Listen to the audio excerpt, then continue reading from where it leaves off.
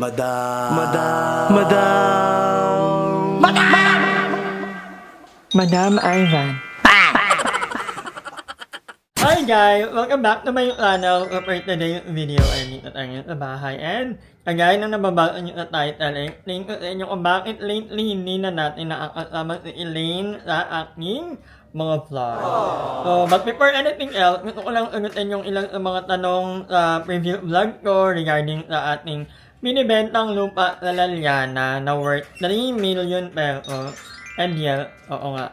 Medyo tinakpan-takpan ko pa yung ibang part doon, pero halata rin naman pala. Tapat po yun ang bahay nila Limuel. So, yeah, hindi po pwedeng ipasok sa, sa pag-ibig. Kasi yun ay, parang cult business, 3 million. And malaki talaga, sobrang laki niya, actually, 475 square meter. Pwede kayo magpatayo ng, resort. Yan, maliit naman ka for a resort. Pwede ko for, 3 houses na malalaki, magkakatabi. But yun nga, pero don't worry, kasi may mga ipapakita pa tayong ibang mga property na pwede nyo ipasok sa, ng pag-ibig loan or bank loan. So, medyo abang-abang lang tayo, magkakaroon tayo ng ganyan. And yeah, may PRC accreditation po sila on York or Natal, and may office talaga. So, pag once na nag-decide kayo na bumili ng property, don't worry, makakapunta po kayo sa office nila. Actually, nadaanan na namin one time. Tinuro niya na sa akin saan ang office. But, yeah. Yun. Sadly, hindi ka pwedeng ipasok sa, sa pag-ibig. So, bigyan muna sa 3 million pesos yung worth ng property. Pero kung hindi naman, don't worry, kasi yun nga, may mga ipapakita pa kaming mga property sa inyo. Ipasok nyo sa pag-ibig loan or bank loan, pwede. But yun nga. Anyway, kagaya ng nababasa nyo sa title, kung napansin nyo lately, hindi nyo na nakikita si Elaine madalas sa aking vlog, parang pag-ulpot na lang. It started nung nag-bagyo kami na buong family. So, yung mga bagyo vlog ko kasi, may mga nakikita talaga ako nagko-comment na, hindi naman marami, pero yung comment is, GGL daw, ayan, gandang-ganda sarili, yung kapatid ko, although maganda naman talaga di ba, manang sa akin, so, kung ako lang guys, parang actually, nung nabasa ko yun, na-hurt ako per Elaine. So, sabi naman ni Elaine, okay lang din naman daw, okay, hindi naman na-hurt or pero, yung nanay, kung minsan pag nagbabasa, mihira na nga manood si mama ng makakabasa pa ng ganong comment, so alam mo yun, parang, sabi niya, ba't ganyan yung ganyan. Actually, Papa lang talaga ang nanonood ng vlog kanila mama. Mga kapatid ko actually, hindi ko yan sila mayayayang umama sa vlog ko. Masyado. Hindi yan sa pilitan, lalo na yung lalaki namin, hindi rin yung magpapakita sa vlog. Kung buhay pa yung dalawa namin kapatid, hindi rin yung magpapakita sa vlog. Si Elaine lang talaga ang feeling ko, kagaya ko. Actually, si Elaine talaga ang medyo kapareho ko ng ugali. Hindi naman mabait, pero hindi rin naman kami pag-away. Pero medyo maldita kami pareho na Elaine. In person, maldita kasi ako. Si Elaine ganun din, medyo palaban, medyo strong. Mapit lang yun, pero na inatake ng hindi mo pwedeng alkahin yun dahil nagagalit yun. Or na may nakita kang mali, i-voice out niya yun. Hindi ka takot na sabihin sa'yo. So, alam mo yun. So, unfortunately, hindi na natin muna makakasama si Elaine sa vlog. Kasi lang yung magiging busy talaga. And I decided na wag na nga lang ang ipakita. Kasi baka may mag-comment na naman na gandang-gandang sa sarili, ganyan. So, parang, no. Kung ako lang din naman kasi guys, okay lang ako. Kasi I've been doing this, sabi ko nga, for how many years? Mag-6 na taon na yata ako ngayon December na nagaganta. So, pag may nakikita akong comment, okay lang sa akin. Kasi alam ko yung constructive criticism at alam ko yung mema lang. Pag mema lang, ninidelete ko kaagad or hinahide ko sa channel ko. Pero, wag naman na feeling ko na makakatulong sa akin kasi I'm not perfect. I always learn. I learn everyday pa rin naman and natututo pa rin naman ako sa mga comment nyo. So, okay lang sa akin yun. Pero how about yung mga tao na hindi naman sila sanay sa ganitong kalakaran ng mundo or ganitong industriya, di ba? Even si Onyo, kung napansin nyo sa previous vlog, hindi rin yung Namingika na. Kasi nga medyo ano naman, baka na naman maabihan ka ng sobrang ingay, ganito, ganyan. So, alam mo, there are times na hindi nila alam kung paano kikilo. Kaya nga most of the time, kami na lang din talaga ang mga nagkasama-sama sa vlog namin. Nila Ayi, ayan, mga BNP.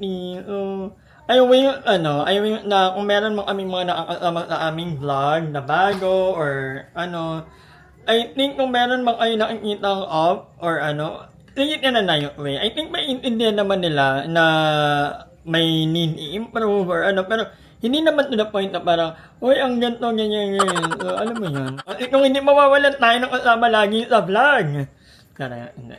Even yung ibang mga back boys and girls, actually, may time na pag ano, alam mo yun, na-apektuhan din talaga sila sa comment ng ibang netizen. Pero si Elaine, actually, abangan nyo tomorrow i-explain natin kung natin si Elaine. Kasi wala si Elaine ngayon dito. Ako lang mag-isa. Ay, actually, si James dito. Pero, yeah, wala si Elaine for tonight. So, ayan. Uy, i-like nyo naman pala ang aking Facebook page, Madam Ivan. At i-follow nyo rin ako sa aking Instagram, Madam Ivan.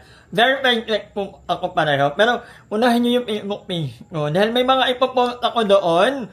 Oo. Siyempre, magla-like kayo, mag-comment, i-share nyo, di ba?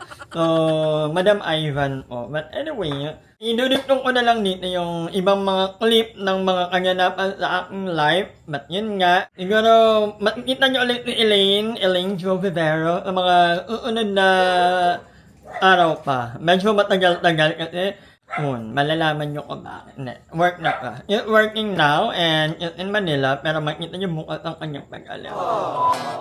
Andito na po yung pinakamaingay sa vlog. Hi guys! Tayo ngayon ba kayo guys? Sorry guys, love ko kayo palagi. Maingay po yan sa personal. Sakit ang tenga ninyo sa personal guys. So ayan si Anthony ay ay tara, ang dami niya nang nalaban. Lang yan. Ba't pa lang yun? Hanggang 10 batch kami. Isang buong labahan. Ba't naman kasi pinapaabot nyo ng ganyan yung labahan nyo? Pwede namang Madam, isipin mo si Miss P, isang pants niya parang comporter na. ang dami yung ano, ay ang dami nilang nilabhan, no? At meron pa doon, ano, no? Ang iniri unyok. Maingit na.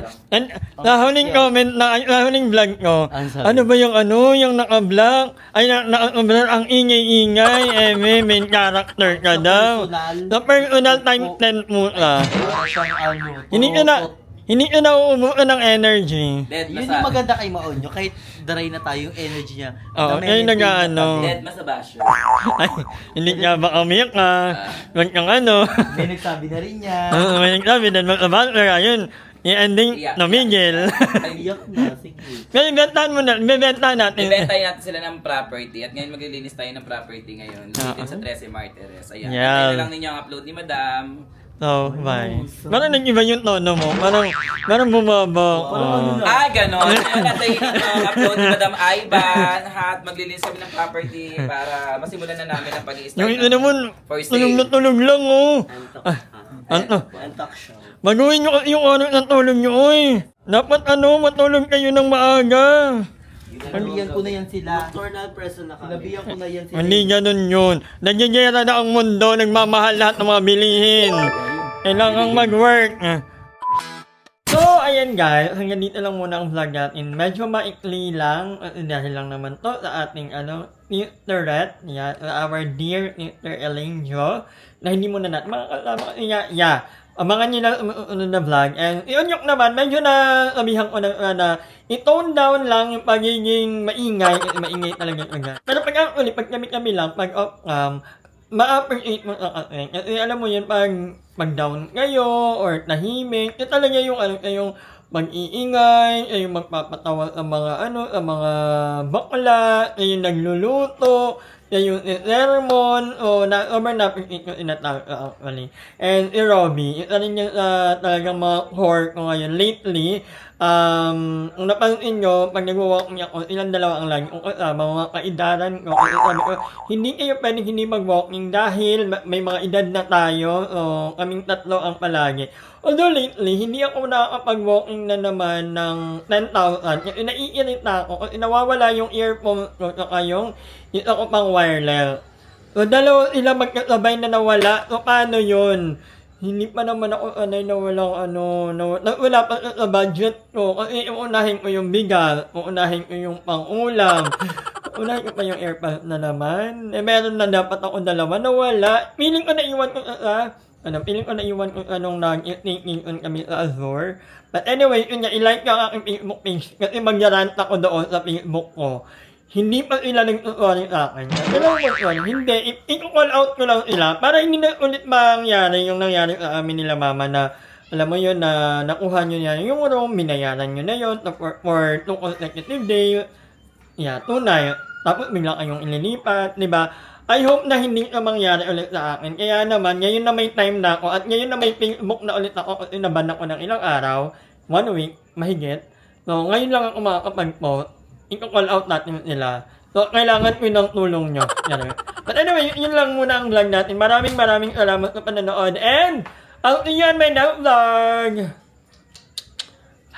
Hi! Maraming salamat sa panonood ng video na to. At kung natuwa ka, please don't forget to like and share this video. Mag-subscribe na rin kayo para bongga na. Yun lang.